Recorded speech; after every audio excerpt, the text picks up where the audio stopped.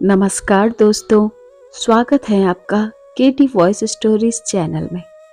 दोस्तों, हमारी आज की कहानी है बुढ़ापे की मजबूरी। मेरे पति के देहांत के बाद मैं अपने इकलौते बेटे के यहाँ रहती थी। मेरी बहू का एक अलग ही रूप मुझे देखने को मिला, साथ ही बेटे का भी। दोनों के मन में क्या है मैं अच्छे से जानती हूँ। वो चाहते हैं कि मैं वृद्धाश्रम चली जाऊं। उनके जाने के बाद मुझे यह सब देखना और सुनना पड़ेगा, इसका मुझे अंदाजा भी नहीं था। पर मैं मन मार कर अपने बेटे और बहू की बातें सुनकर भी यहाँ रहती हूँ, क्योंकि मुझे मेरे पोते और पोती दिखाई देते हैं। उनकी झलक पाकर मुझे सुकून मिलता है। मैं घर के बाहर एक टीन की झोपड़ी में रहती हूँ। मेरी बहू को कोई दिक्कत नहीं हो, इसलिए मैं घर के बाहर रहती हूँ। बेटे ने थोड़ी मेहरबानी की है तो ऊपर टीन की चादर लगवा दी है और समय समय पर थोड़ा राशन दे देता है, तो मैं अपना बनाकर खा लेती हूँ। मैंने अपने बेटे को कह दिया है कि मेरी वजह से उन दोनों को कोई प्रॉब्लम नहीं होगी। बस मुझे यही रहने दे, इसी घर में मुझे मर जाने दे। मैं बस यही चाहती हूँ। मैं अपने आप को खुशकिस्मत समझती हूँ कि मेरे बेटे और बहू कम से कम मेरे लिए इतना तो कर रहे हैं। मेरा बेटा सुबह 9 बजे नौकरी पर जाता है और बच्चे भी उसी समय स्कूल जाते हैं। फिर शाम को 6 बजे मेरा बेटा वापस आता है। बच्चे 3 बजे आते हैं। उन्हें आते जाते निकलते देख मुझे बड़ा सुकून मिलता है। मेरे पति के दोस्त जब कई दिनों बाद मिलने आए तो उन्होंने बताया कि उनकी पत्नी का भी स्वर्गवास हो गया है। उस समय पर वो हमारे घर पर आया करते थे। उनसे हमारे बहुत अच्छे रिश्ते थे। उनका घर हमारे घर से थोड़ी दूरी पर था। पैरों में समस्या हो गई थी, ठीक से चल भी नहीं पाते थे। वो बड़े दिनों बाद मेरे यहाँ आए थे। मुझे उन्हें देखकर अच्छा लगा। उनका हाल भी मेरी तरह ही था। बच्चे अब उनसे भी परेशान थे। आकर मेरे पास अपना दुखड़ा रोते थे और उन दिनों को याद करते थे। बुढ़ापा हम जैसों को बहुत रुलाता है। उनकी पत्नी का स्वर्गवास हो गया था और उन्हें चलने उठने में समस्या थी, इसलिए वो तो अपना खाना भी नहीं बना पाते थे। मेरे पास आए तो मैं समझ गई कि यह इतनी मुसीबत में चलकर पुराने दोस्तों के यहाँ चाय और खाने की चाह में ही आते होंगे। उनकी भी अपनी मजबूरी थी। वो आए तो मैंने उनके लिए खाना बनाया और उन्हें खिलाया।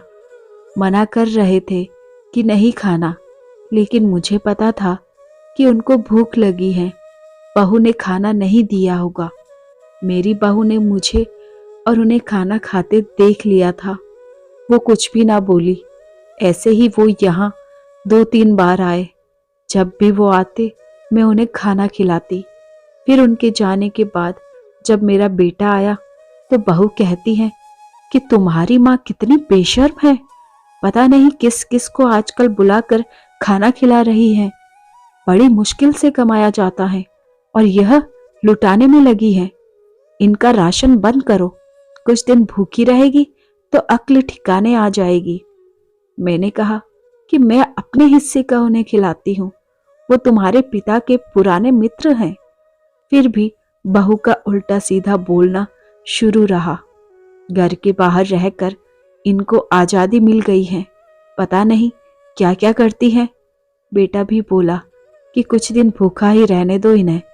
मुझे मेरे बेटे ने घर के पीछे सीढ़ी के पास ले जाकर बिठा दिया और कहा कि अब यहीं बैठो। मेरे तो अब आंसू भी सूख गए थे। अगले दिन मुझे खाना नहीं मिला। मेरे टीन के उस छोटे से कमरे को बहू ने तोड़ दिया। तब मुझे लगा कि अब मैं यहाँ गलत रह रही हूँ। एक दिन पूरा भूखा रहने के बाद मैंने सोचा कि मुझे अब अपने बेटे के यहाँ नहीं रहना चाहिए, और शायद गलती भी मेरी ही है। मेरी ही परवरिश में कोई कमी रही है, तभी तो यह परिणाम आया। अगली सुबह मैंने अपने बेटे को कहा कि मुझे वृद्धाश्रम छोड़ा। अब मैं तुम दोनों को ज्यादा परेशान नहीं करना चाहती। बहू ने कहा कि एक दिन भूखी रही तो अक्ल ठिकाने आ गई। बेटे के चेहरे पर भी अजीब सी खुशी थी। बेटा जल्दी से तैयार हो गया मुझे छोड़ने के लिए। बहू कह रही थी कि आज की छुट्टी ले लो और इन्हें दूर ले जाओ यहाँ से, यहीं आसपास मत छोड़ाना, कहीं 3 दिन में वापस आ जाएगी। मैंने अपनी बहू से कहा कि बेटी चिंता मत कर, मैं अब नहीं आऊंगी। मैंने अपने पोता पोती को गले लगाया। मुझे पता था कि अब मिलना नहीं हो पाएगा।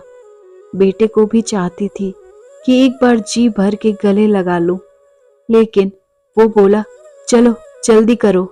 मैंने बहू को कहा कि बेटी अपना ध्यान रखना। मेरे बेटे ने मुझे वृद्धाश्रम में छोड़कर चला गया। यहाँ आकर मैंने देखा कि मेरी तरह कई लोग हैं यहाँ पर जो थोड़े दिन उदास रहते हैं फिर सच को स्वीकार कर लेते हैं। मैं अब यहाँ खुश हूँ, कुछ काम भी करती हूँ। मैं चाहती हूँ कि ऐसा कभी किसी के साथ ना हो, लेकिन ऐसा कब किसके साथ हो जाए कोई बता नहीं सकता।